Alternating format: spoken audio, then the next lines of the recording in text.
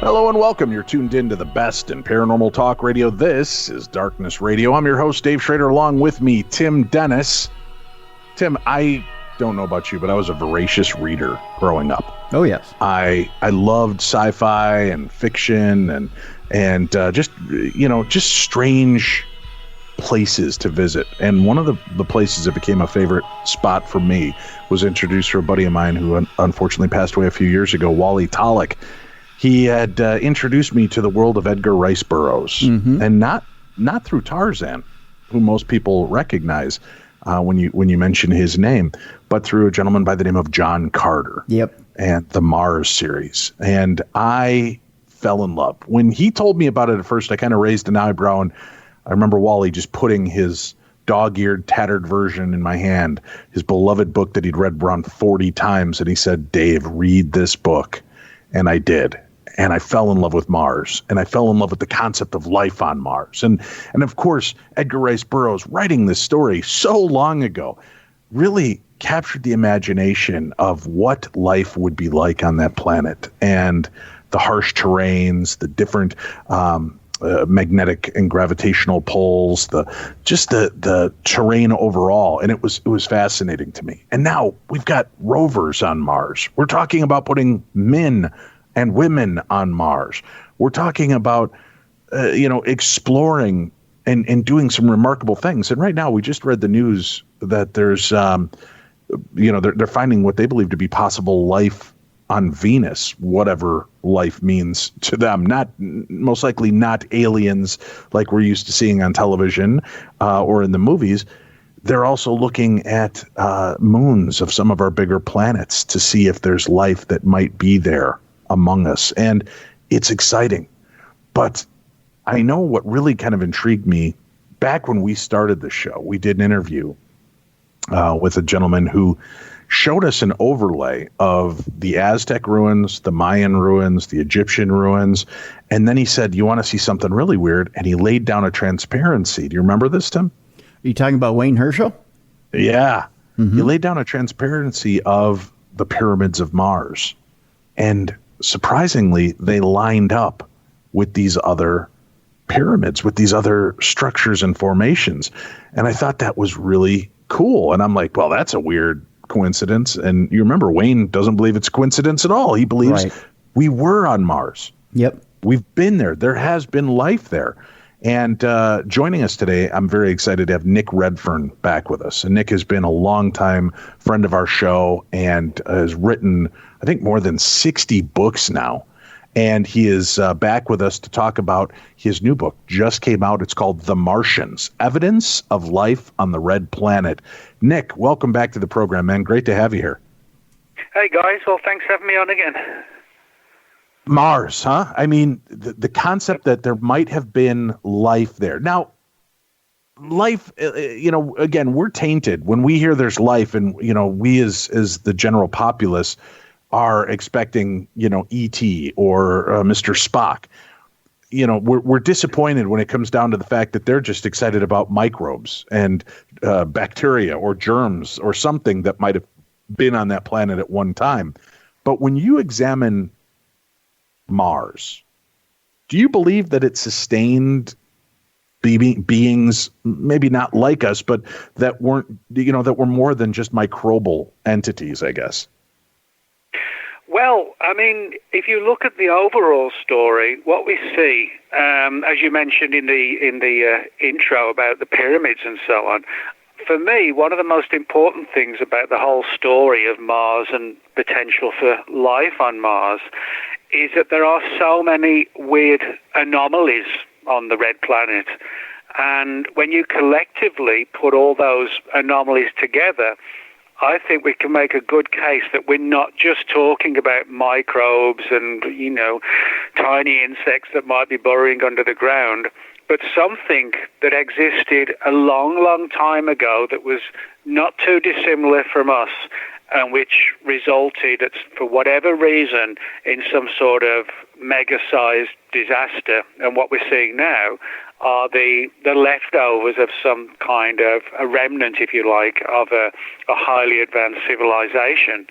And what I think, more than anything else, makes me think that there was, or possibly even still is, some sort of Martian civilization is the fact that we do have these formations that kind of look like pyramids. There's even one picture that makes a picture kind of like the Sphinx in Egypt. And also, there's the issue, if you look at the face on Mars, it looks like a face. So right now, I thought that had been debunked, though. I mean, obviously, growing up in the 70s, I remember the face of Mars splashed all over every magazine, newspaper, and everything down to the Inquirer, claiming that it was a visage of Elvis that the aliens had put there. I remember all kinds of fantastical claims, but I thought in recent years they've said that it's just pareidolia. It is nothing more than shadows falling across the Martian landscape, creating something that just has a similar resemblance to a face. What do we actually know about that? Well, you're right, actually, and I point that out in the book. If you're talking about sort of pareidolia, this, for people who may not know, that's sort of the concept of seeing, a dog's face in the clouds or a picture of Elvis in a cup of coffee, that kind of thing.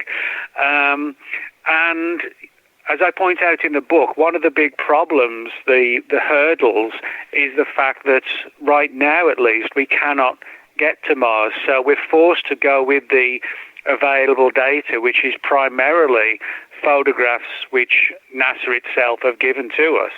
And of course, the big question is, are these remnants, not just the face on Mars, but the surrounding pyramid-type structures, which are actually quite close to the face on Mars, regardless of whether you buy into that angle or not, they are close by. And so, we're forced to sort of look at it from either or from both perspectives. It's something you're seeing like the equivalent of something in clouds, or you're seeing the remnants of something old and ancient and that was constructed by civilized, advanced entities. Now, I guess what I've tried to do with my book is to be very careful as to what we accept as being the real deal and what might be, something that's just looks like a face. And right now, because, we're talking about a planet that's millions of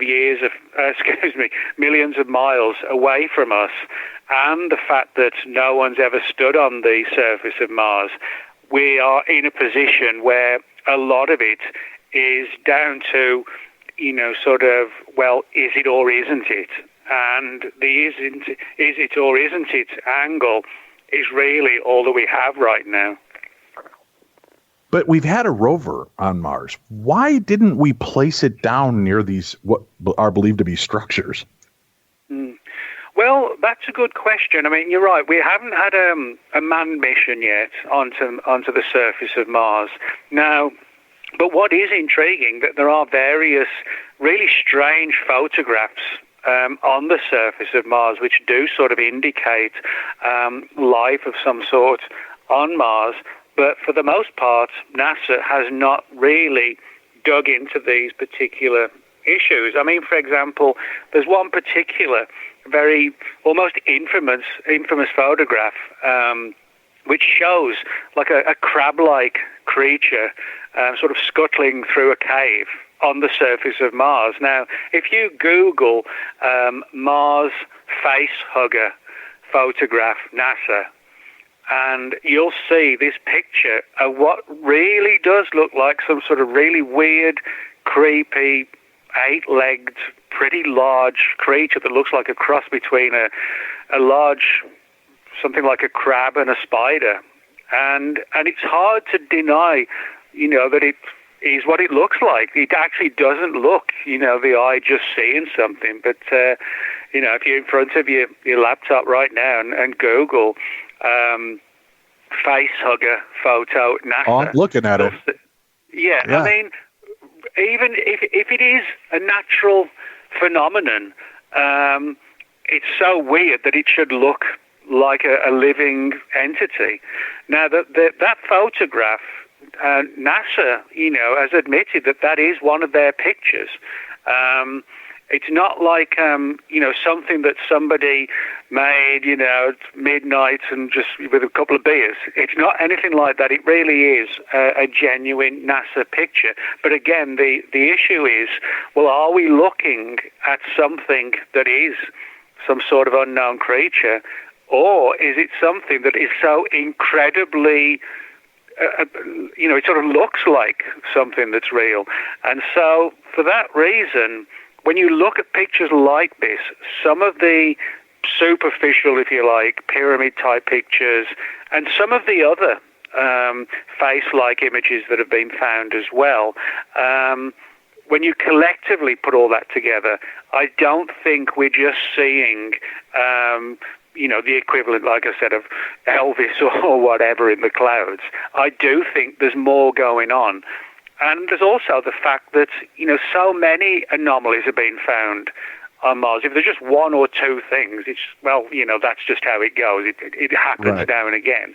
Well, I know that there's a gentleman who it seems every week has found something in the NASA pictures, a toilet, a car, something. And you look at it and you're like, yeah, it's a rock formation that kind of looks like the fins of a 57 Chevy. But obviously, we didn't ship a 57 Chevy to Mars. And some of that, do you think that ends up, doesn't that seem to detract from the actual interesting finds like this face hugger creature? And do you think that people like that are constantly scanning it and posting and getting the ear of news sources to say that these things are being found there, is that part of a governmental conspiracy to cover this up, to make it look crazy by claiming there's something everywhere? Every 5 feet, they've come across something on Mars.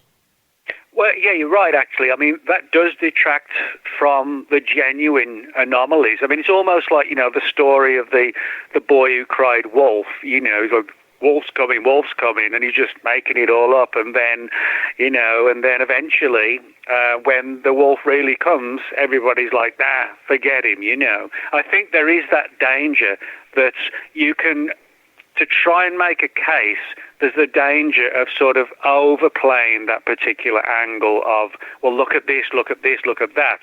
And as I also note in the book, we have to be very careful as to, what looks like, like a strange creature, or that really looks like a strange creature, which some of them do. So I think we have to sort of have some degree of restraint, but not walk away from it all. But I mean, another example is the story of what are called the banyan trees, Banyan. Again, if you Google, pick images from Mars and banyan trees, Banyan, you'll see these what look eerily like alien bushes or trees. Now, Mars puts these down to nothing but ice. But if you look at it, it kind of looks like you're looking out of an aircraft window looking down at trees or bushes. It's difficult to sort of view them as much else, really. And of course, appropriately, they look, if they are trees, they're Martian trees and nothing like, terrestrial trees. But if you look at those banyan trees, they really look like photographs of trees on Mars, with photographs looking down below from miles above. So again, now, I have a question for you though, Nick, and I mean, you're an intelligent man. That's why we love having you on the show. Again, folks, I understand Nick doesn't work with NASA. Nick isn't, the foremost authority on all things alien, but I appreciate his thoughts, his candor, and insights to some of these aspects. And I'm curious, and we've gone to Mars to explore for life. We've gone to Mars to explore our neighbor. We've flown by it. We've, multiple times we've done different things. We've got rovers on Mars. Why aren't we getting definitive answers? I mean, if those are trees, they're saying it's ice crystals, but it looks like trees. They're saying that it's molecule or microbes, but it looks like something walking on the planet. If they're there finding things, why do you believe they would hide that from us at this point? Because we've just embarked on really investigating Mars. Why would they hide anything that they're finding there now? Because they don't have to claim that we've been visited. They don't have to claim that there's alien life that's been here all along. This is a fresh start for them. Why not just say, yeah, we're finding what looks like trees and crabs and 57 Eldorados on Mars? Why not just be up front about it? Well, I mean, in many respects, NASA as a unified entity, actually hasn't been, sort of in a situation where they're hiding this material. I mean, for example, the only reason we have the banyan tree photographs or the facehugger pictures or the face on Mars or the pyramids, the only reason we have those pictures is because NASA has put them all, and are doing all of them, into the public domain. So in other words, NASA isn't hiding this material. They're just saying, well, it's not, we don't think it is what you think it is. So in other words, NASA actually isn't hiding this material, because we're talking about it, and we're talking about it because NASA has given it to us. That's, for example, the facehugger picture was given to us, provided to us by NASA.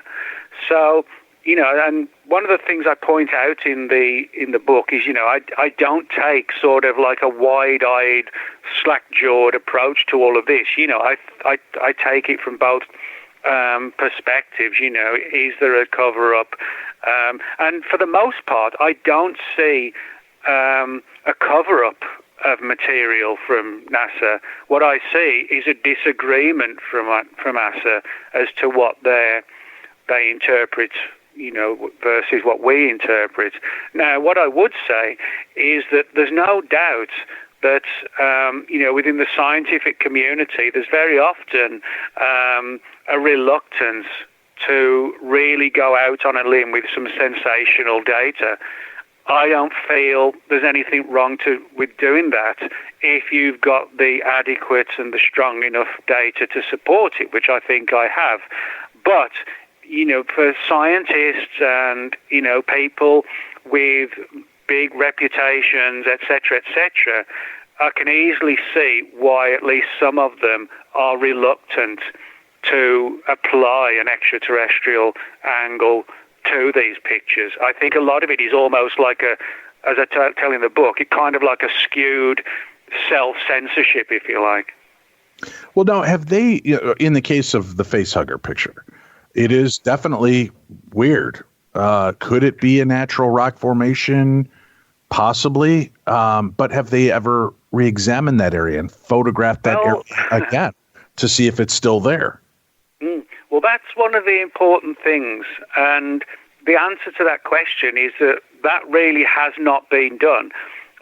We've got a lot of sort of odd pictures, but the problem is they're random images. Now, if we could, go back to that particular cave and see if, that thing or that rock is still there, then we're going to know one way or the other. But the problem is, I think from NASA's perspective of how they approach the issue of extraterrestrial life, I think their problem, as I see it, is that they're very reluctant to be perceived as like alien hunters. And I think there is a concern on their part, whether they admit it or not. I think there is a concern on their part that if they are sort of relegated from, doing regular research on Mars, but instead they're having to be diverted away because somebody's seen something that looks like a cat or somebody's seen something that looks like a soccer ball. I think there's a concern on their part that they don't want to be relegated to, as I said, like ET hunters, that kind of thing. Doesn't that sound almost counterintuitive, though? Because the idea is you're going there to explore and to find. It doesn't make you an alien hunter. It makes you a scientist. And you look at something and it's anomalous. We don't look at something in cancer and go, oh, that's weird, but let's move on. I don't want to get stuck on that aspect. You look at each aspect and you focus on each aspect to see what that detail might tell us. it seems, like I said, counterintuitive. No, it is counterintuitive. You're right, but I still think what it comes down to is that respected scientists, astronomers within NASA, I think they don't want to be seen as possibly endorsing a photograph of an 8-foot wide spidery creature. I think they just don't want to go down that path because, as I said, so they go down like this skewed self-censorship angle, purely and simply because it's so sensational. And I think NASA is careful and always has been careful to be careful, So I think from that perspective, at least, we've got a lot of data to look at, but the people who are looking at it and who have the technology and who have the dollars to actually go there, with these probes, etc., they're not taking the perspective that perhaps I'm taking. I'm not looking for the remains of pyramids. They're looking for possibly, the remains of huge expanses of ice, that kind of thing.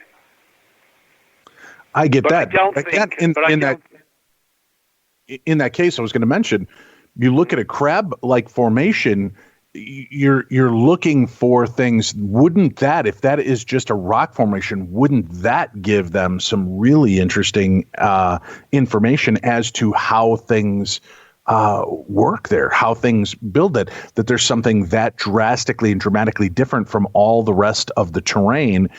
Is it moisture that would create something like that? Is it ice particulates that would create something like that? Is it, they don't have to say it was an alien, but they could say, oh, look at this really cool rock formation. We're going to examine that closer to see what would cause something like this. So I understand where you're coming from and what you believe that they're doing, but it seems to me there's ways that they could cover things like this, because as a scientist, why wouldn't you have an interest in the one thing that looks unusual in a landscape of kind of mediocrity, right? It looks like any kind of mesa in Arizona right there until you see this thing staring at you. And we're going to have a link to the article that I uncovered here with the picture and the blown up image. It'll be on today's program, folks, so that you can find that link, and we'll have it over at darknessradio.com under news so that you can find it. It is an older news story, but we'll have it there so you can locate it. It's really, really bizarre, and I don't mean to keep sidetracking on things like this. It just, that's what's so maddening to people like me, that, when science examines these things and they're so worried of how they're going to be perceived. Oh, we can't be taken off task. We're going looking for water. But if you find something else fascinating, why not investigate it? Well, I mean, there's another angle as well, which is kind of connected to this. And I talk about this in the book as well. The idea, if you remember the original Planet of the Apes movie, and you've got the leading guy in the world of science in the apes world, Dr. Zaius. Instead of trying to find out why man destroyed himself and why they have this forbidden zone, so instead he buries the information, he hides it, and tells Charlton Heston's character of Taylor, don't go looking for what, in case what you might find. And I do sometimes wonder if there could be that. It kind of like, sort of opening the door, to something that's going to blow everything wide up in terms of our history, our civilization, our perceptions of life on other worlds. And so the best thing to do is just to bury it, kind of like the sort of person who somebody wakes up in the morning with a lump in the body, and they ignore it and they forget about it, hoping it's going to go away.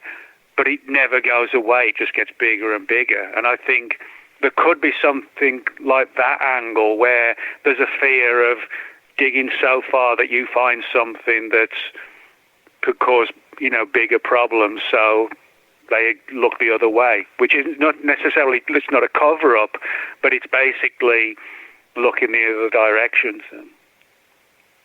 How bizarre. Well, let's examine. What do you think? And have you seen this idea that the ruins of Mars, as they're known, or the pyramids of Mars, are they structures? Do you believe they're structures? And have you seen the overlays of the Egyptian, Aztec, and Mayan structures that seem to lay in the same pattern?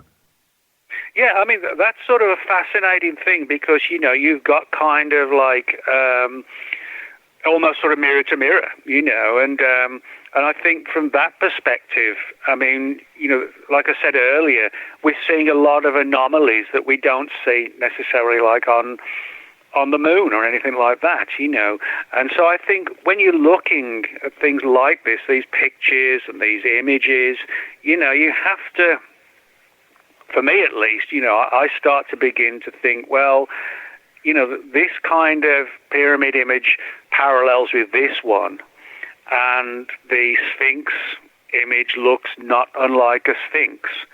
And there's this strange picture which looks like Nefertiti, really, on the surface of Mars as well.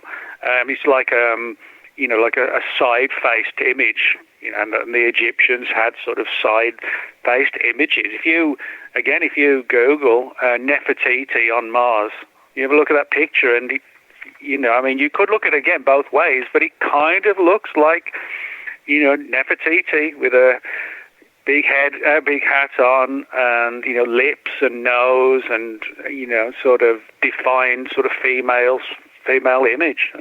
Well, it kind of looks like the Bride of Frankenstein to me, but I can see where Nefertiti fits in. Yeah. No, that's really bizarre. But again, when you see something that is like this, and it's recognizable to a degree, I mean, it's pretty uncanny to see something like this. And folks, Nick is giving you the wherewithal to go look this up. Plus, I'm sure it covers many of these pictures in his book. But you can go examine these for yourself. We'll put up the one article of the Facehugger. The rest you can kind of take a look at and see what you can find.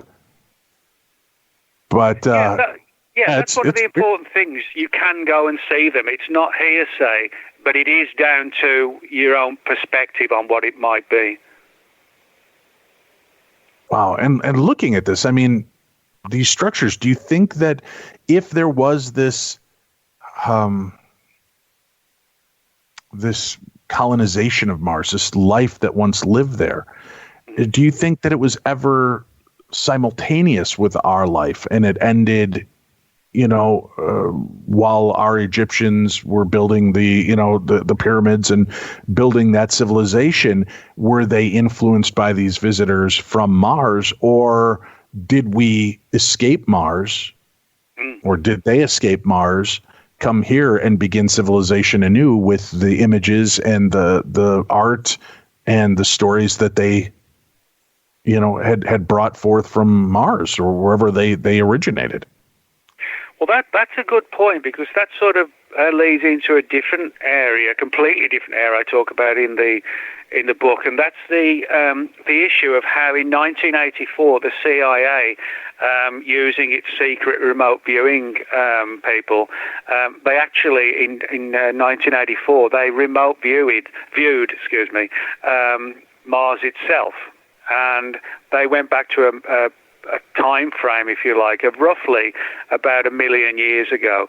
Now, the reports that came back from the remote viewers was that at that point in time that Mars was in a major state of just falling apart, of kind of like, Armageddon, that kind of thing, with the atmosphere degrading, civilization coming to an end, and Martian people or entities fleeing deep underground. And it kind of sounds like, if we had a worldwide nuclear war, that kind of thing.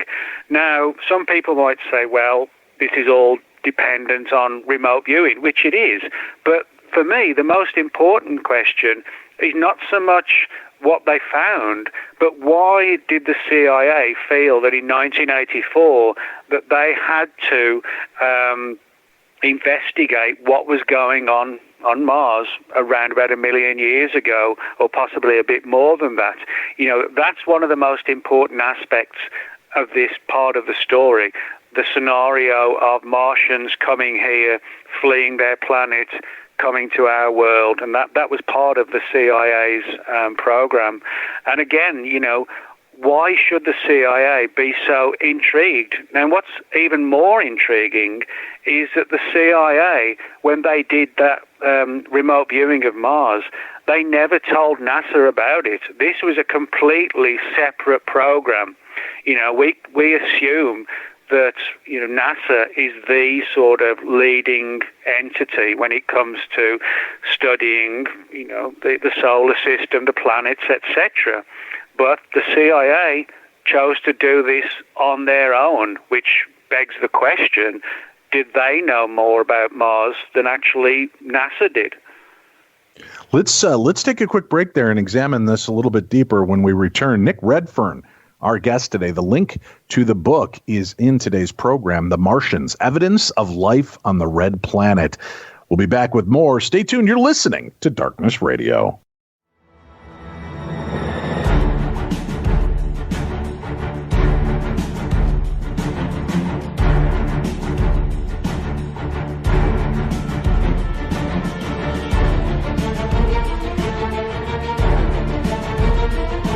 We're back. This is Darkness Radio, your home for the best in paranormal talk radio. And again, I just want to remind people this will be the last weekend you'll be hearing the program, our last Saturday and Sunday program. Starting this week, you'll begin hearing it every Wednesday and Thursday. So True Crime Tuesday on Tuesdays. We have the Parashare Supernatural news segments on Wednesdays, and then our guests will be with us every Thursday. So there will be new episodes Tuesday, Wednesday, and Thursday every week going forward. Our guest today, Nick Redfern, the book, The Martians, Evidence of Life on the Red Planet. So the CIA, first of all, can you give us a little background on the CIA and what would be things that they would investigate and look into, and why advanced civilizations or the destruction of Mars would even be on their interest list, Nick? Well, yeah, that's an interesting point because the whole remote viewing programs that existed pretty much from the 60s and the 70s onwards, but there are data that suggests that they were doing some research into things like psychic phenomena and ESP way back in the early 1950s, but certainly it was at its height in the 70s and 80s. Now, a lot of the remote viewing research, if not the vast majority, was sort of using psychics to spy on, like the Russians or North Korea or China and places like that. And also, they tried to use psychic powers to penetrate Soviet filing cabinets in the Kremlin, things like that. But for the CIA in 1984 to suddenly go to a completely different avenue. They were talking about getting data to try and, lessen the Cold War and try and find out what the Russians are doing. But then suddenly there's this completely different angle which pops up seemingly out of nowhere where the CIA want to know what happened on Mars millennia ago, never mind, a few thousand years ago. So what we don't have in the declassified files, which have now been released under the terms of the Freedom of Information Act, what we have are the responses and the data that came back. And this is, as I mentioned earlier, this imagery in the minds of the psychics of Mars collapsing and civilization there collapsing and them trying to flee to the Earth. What we don't have is what it was that prompted Mars to be a target for the CIA. It's completely different from everything else they were doing within, the CIA at that time. Now, one of the things I also talk about in the book is the time frame. For example, just around about the same time that the CIA was running this remote viewing of Mars, there were a number of conferences and lectures in and around the US talking about the face on Mars. It actually got sort of like sort of a kickstart, if you like. And so I think behind the scenes somewhere, there was something going on in the 1980s, early to mid-1980s, that dealt with Mars and ancient civilizations. And the CIA either knew something, had heard something, or a bit of both. And as the files show us, the Freedom of Information files show us, that they were deeply concerned and wanted to know what had happened. But again, the big question is why? It's interesting, and I think worth noting here, Nick, that in the 80s, you've got the Cold War going on, right, between America and Russia. You've got the president sitting down with Gorbachev, agreeing that kind of the enemy of the enemy is my friend deal, where they're like, hey, maybe we should be focused on the fact that what happens if we're ever attacked from an alien source. They had that conversation. Am I misunderstanding or misrepresenting that? Well, no, you're right. I mean, you can look at all that era. There's a lot of stuff going on. I mean, Reagan, he had several issues going on with Reagan. The one was that he wanted to create the SDI, the Strategic Defense Initiative. These laser weapons to blast Russian nukes out of the sky. But there were rumors that Reagan had concerns about hostile aliens, and then on top of that, there were these lectures in the 80s, mid to late 80s, where you can find them online, where Reagan was talking about how, if hostile aliens came to the Earth, it would sort of unify the whole human race. And Reagan made statements to those effects on a number of occasions, and people often think, well, why is he talking about this? Does he know something we don't know? And again, that seems to be tying in with the fascination of the CIA at that same time, though. Yes, yeah. Now, one of the things that the CIA did look into, and it's not expanded on to a great degree, but was this angle of sort of the last vestiges of the Martians fleeing from their world and starting over on our world. And so, if you look at it from the perspective, could there have been sort of a Martian civilization that moved to our world? It's not impossible. If there's enough oxygen, if there's enough similar food and water, there's a possibility. Granted, it is a possibility, but a possibility of them making it to here and being able to survive in the different atmosphere and as if there's enough similar food. And this idea of Martians coming here and infiltrating our world, that kind of sounds a little bit sort of sinister, creepy, and just the kind of thing you would see in a sci-fi movie, but actually comes across like science fact, if you like. Well, it's been done time and time again. Everything from, the Avengers to, Independence Day, where they're just kind of coming here to mine our planet or resurface it. I think they even did that in the Man of Steel movie, right? Where General Zod is going to terraform our planet into a new Krypton so they can breathe and survive and recreate here or procreate here.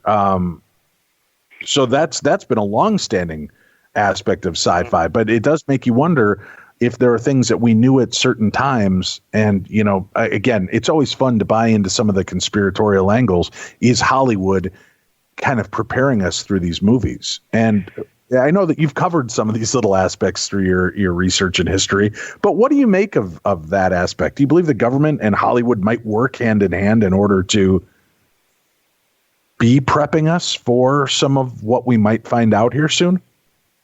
Well, you can certainly make a case. I mean, for example, back in the 1950s, the famous comic book writer and artist Jack Kirby, back in the 1950s, he actually wrote an adventure comic book called a story. It's a 3-part story called The Face on Mars. and it involves American astronauts coming to Mars and finding this huge carved face on Mars. And as he climbs it, he finds that the eye holes in this vast statued face actually allows him to this lower world, where he gets these visions of how there was a human-like Martian civilization that destroyed themselves. And when you put it together, and the fact that the story was called The Face on Mars, and this was sort of 20 years before anybody had even seen those sort of those controversial pictures of the so-called face on Mars, you can make a case that somebody knew about the face on Mars and the concept behind it of it being created by an ancient Martian civilization that destroyed itself and that may have come to the Earth. You put all that together, you actually see something that eerily mirrors what started to surface from our perspective in the late 70s through into the 80s. Fascinating stuff. Well, in uncovering it and going through the information, obviously we want to leave the reader stuff to uncover in your book as well, but looking through these findings of public information, I could see the idea of testing a theory like, all right, if we can get Nick Redfern to remote view Dave Schrader's house, and he could see that on his desk there's a green pill bottle, and there's Vocal Ease spray, and there's Clear Eyes eye drops, and then we go in there, and boom, it's there. All right, there's something there. By having them then do Mars, you're testing something that there's no way to really kind of back up that aspect, but it's just a way to expand that possibility and barrier with remote viewing. Have there been any of those reports of what they uncovered on Mars that now that we've visited, we can see for ourselves that they were correct? Well, I mean, it's hard to say for sure, but what we can say for sure is that, when it came to the CIA and the remote viewing, well, they were satisfied, the handlers, so to speak, were happy with what the psychics were doing. And they were particularly concerned by these issues of human-like Martians, of some sort of huge disaster, and an attempt on the Martians themselves to sort of leave Mars itself and to come here. So, in other words, that they were satisfied and were coming up with data which they felt was important and not just kind of something that was being, sort of created in somebody's mind or anything like that. But I mean, that story doesn't sort of sit alone. For example, Ingo Swann, who was also one of the primary remote viewers for the government as well, he actually remote viewed both Mars and the Moon, and his data suggested that there was some sort of the last vestiges of the Martians were living deep under the surface of our Moon, never mind Mars itself. That was one of the things that he looked into, and this is where it gets really creepy. When Swan was doing these remote viewing on the surface of the Moon to try and figure out what the Martians were doing on the Moon, he said that the Martians could suddenly tell that they were being watched. And worse than that, the CIA reportedly told Swan himself that if you get too close to them and you try and get into their mind too closely to find out what happened to their civilization, they will find out, they will know. It's kind of like that situation we all have. You're in the checkout queue and you think somebody's behind you. You turn around and somebody is watching you, That happens to us all at the time. And that's what the CIA apparently learned, was that when they started looking for the Martians realized they were being watched. That's bizarre. Now, was that just his claim, or was there any information, a letter, any kind of connection that would show that there was more to that? Well, from Swan's perspective, from Ingo Swan's perspective, that's what the handlers within government told him, that if you go looking for this, you've got to be really careful, because they will pick up on you and they'll turn the tables on you. And this was not long after one of the most advanced of all the remote viewers, Pat Price, died under very weird circumstances not long before that. But from the perspective of the stuff that surfaced through the Freedom of Information Act via the CIA, they don't talk about that angle of the Martians being able to turn the tables and watch us. But everything else he did kind of, parallel with what, between Swan and the CIA. And it all came down to an ancient civilization, and something went massively wrong, but nobody really knew what it was. But the other big concern was this sort of, a small band making it here, and in a really kind of creepy and weird way, infiltrating us, they're close enough in terms of how they look to us, and sort of, living in stealth almost on our planet, possibly even now. That's really fascinating. God, I mean, in looking at this, certainly, Nick, we've all heard the stories. We've spoken to them on our show, people that claim to be alien or alien human hybrids. There's the RH blood factor issues. Is there any kind of proof physically that shows that there are aspects of our physicality that don't seem right for this planet, or different than our caveman ancestors, things that show a giant leap in, hey, the bone density of us now doesn't seem to fit for what would be needed of this gravitational pull, or any of those aspects? Well, yeah, I mean, the whole Rh negative aspect of, as it relates to the UFO issue and alien life is an interesting one, because the vast majority of the population is what's called Rh positive.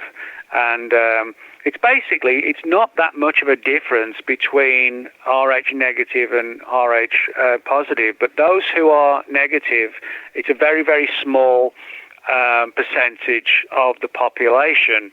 But in saying that, for example, if you have a woman who gets pregnant and you've got the mother and father, one's Rh negative, one is Rh positive, the mother's body, her immune system, will literally actually try and kill the growing baby, the fetus, because it perceives it. I'm not being funny saying this, but it views it as like alien, in the sense it's not, it's not as the baby should be. And that's why, until medicine was in place to actually allow and to prevent from this kind of situation happening, prior to that, babies would die, because the human body, the mother's body, would literally reject the baby that was growing within her, because she was Rh negative and the father was Rh positive. Now, there's no reason why we should not all be, exactly the same. There's no reason that, nobody really understands even why, some people are Rh negative and some are Rh positive. And a lot of people who are alien abductees, the fact is, when their blood's been tested, they do have a higher level of Rh negative blood. So, as I said, there's no reason why it should be like that. It just is, and that is the mystery as well. It sounds almost like an autoimmune issue, right? Mm-hmm. Because the autoimmune situations people may deal with, their bodies actually turn on them and find natural things, what's the word I'm looking for? Like a virus or something. They try to destroy it. So it makes you wonder, is the Rh just kind of an autoimmune issue, or are those the remnants, the keys that we still have yet to use to unlock the secret between where we came in the universe? Well, yeah, and I mean, the issue as well, of Rh negatives, it's not sort of like a minor issue. For example, I mean, there are four primary types of blood. You've got A, B, AB, and O. Now, the classifications are derived from what are called the antigens of a person's blood cells, and antigens are proteins that are found on the surface of the cells, and they're designed to combat bacteria and viruses. And so, in other words, we're talking about significant portions of the body and how it responds to, as I said, like bacteria and viruses. And what's kind of weird as well is that in a lot of Rh negatives, they have an extra vertebra in their spinal cord. And, so there's a lot of weird things that goes on in relation to Rh blood, and you could make a case if you wanted to, that the Rh negatives were either deliberately engineered that way, or if we were visited by or Martians or another race very similar to ours that could sort of reproduce with us came to the Earth, maybe that would create this anomaly that we have, but which we shouldn't have. Wow. I love the idea of the fact that there's still these mysteries among us to be cracked, to these enigmas that need to be solved.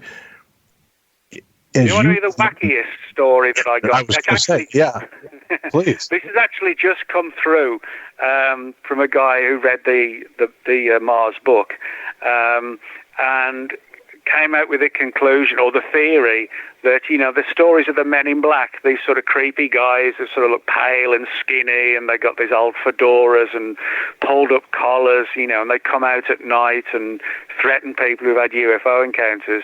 He felt there was a good scenario to be made, namely that the men in black could be surviving Martians looking to try and to continue to sort of infiltrate our society, and they're keeping a watch on everything and finding way upon way to survive.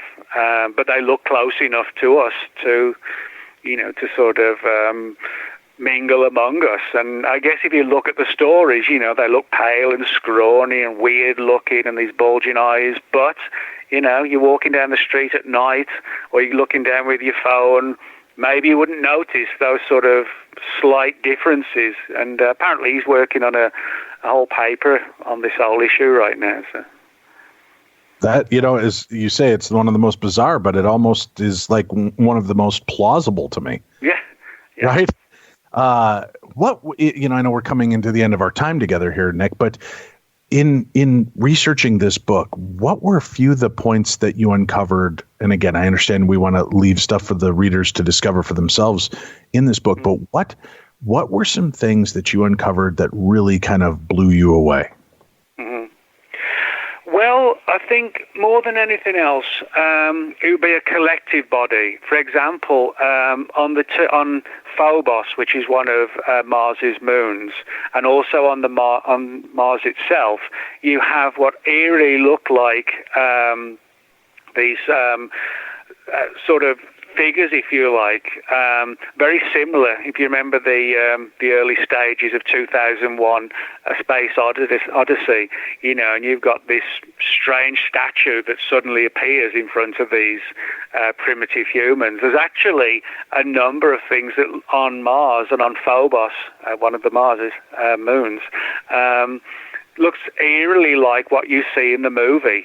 This kind of makes me think, could there have been some sort of, combination of fact and fiction to kind of get us intrigued and interested in the idea of alien life. But also, I think one of the things that I focused on more than anything else, I guess, is, people talk about the face on Mars as if it's the issue, it's either that or it's nothing.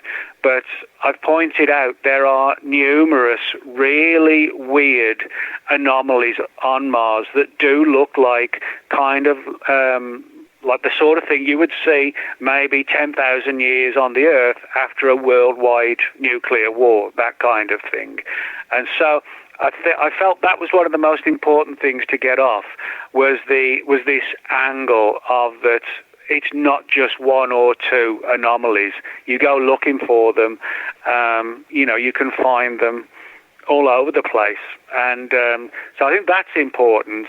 But also, the fact that government agencies have taken a deep interest in Mars one way or another, the possibilities that back in the 50s, with things like Jack Kirby and his story, The Face on Mars, the possibility of someone long before NASA even may have actually have uncovered something that somebody thought, well, how about we try and put some of this material out there for people to see and see what the response is. So I think there are a lot of things at stake here. One of them is if this does come out and it is shown that, there were ancient Martians, they came here, etc., etc., I think then we have to sort of look at our civilization. Well, were there actually really any gods, or were they ancient Martians? This issue of science and ancient astronauts and religion all sort of blending in together. That, I think, is, again, one of the big stakes that could come to the fore, if you like, when we're dealing with things like this. I love it. It's interesting, too. During the 80s, there was such a concern regarding nuclear war and devastation, right? It was in the news. It was on our TVs with the day after. It was in the president's mind, conversations that he was having, and, these concerns. We start looking to this planet that seems desolate and decimated. And I know I've heard repeatedly that they believe that there is what appears to be impact zones that mirror nuclear attacks on Mars.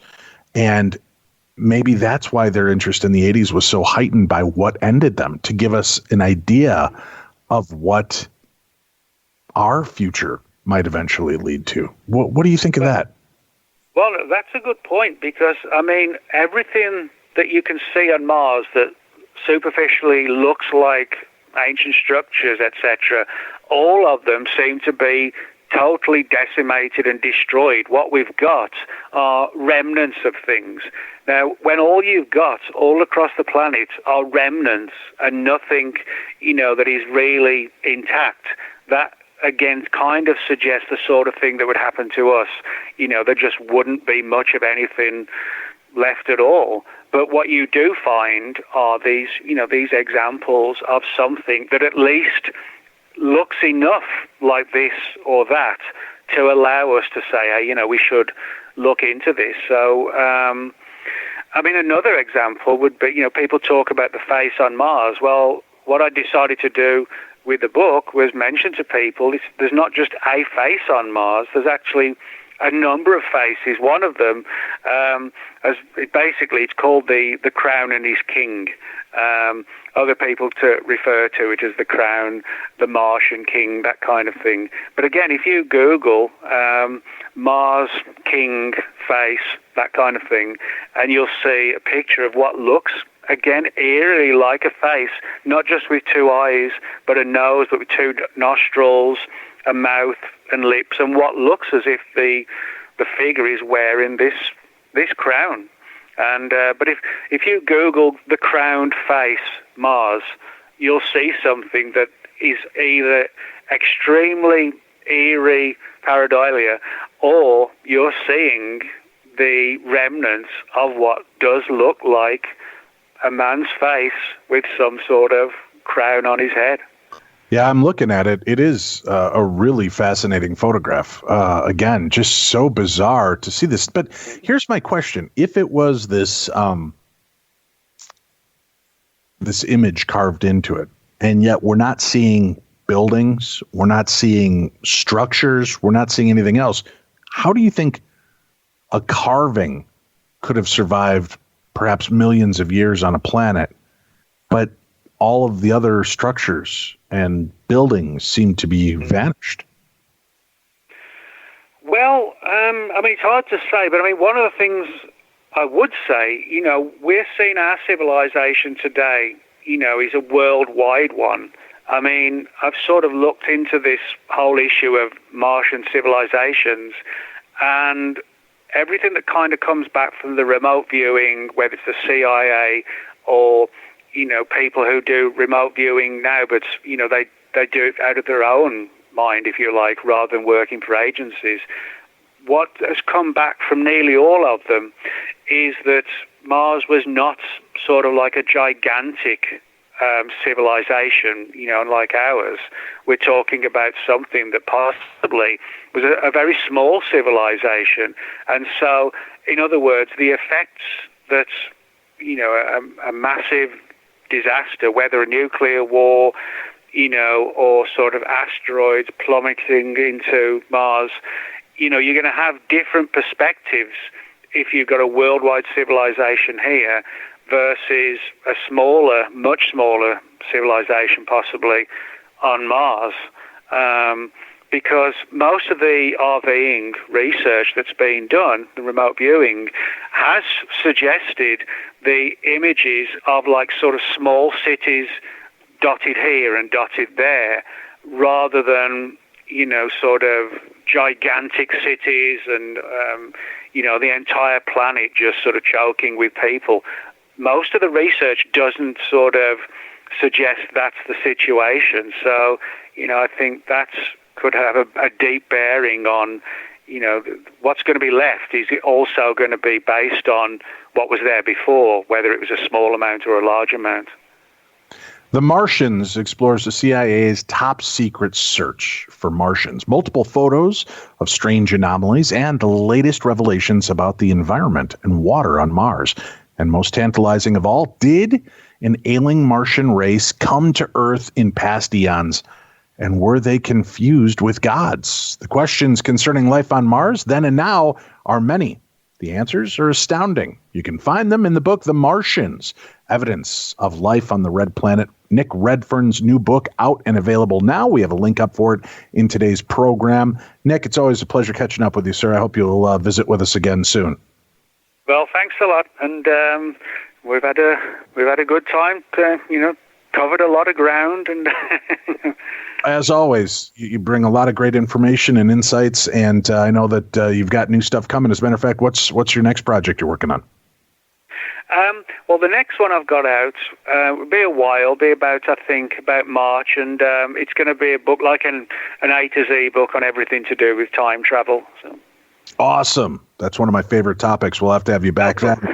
Nick, stay safe during this crazy time our world is in, and we look forward to talking to you again soon. Thanks a lot, guys. Yeah, you be safe as well. Thanks, Thank guys. you.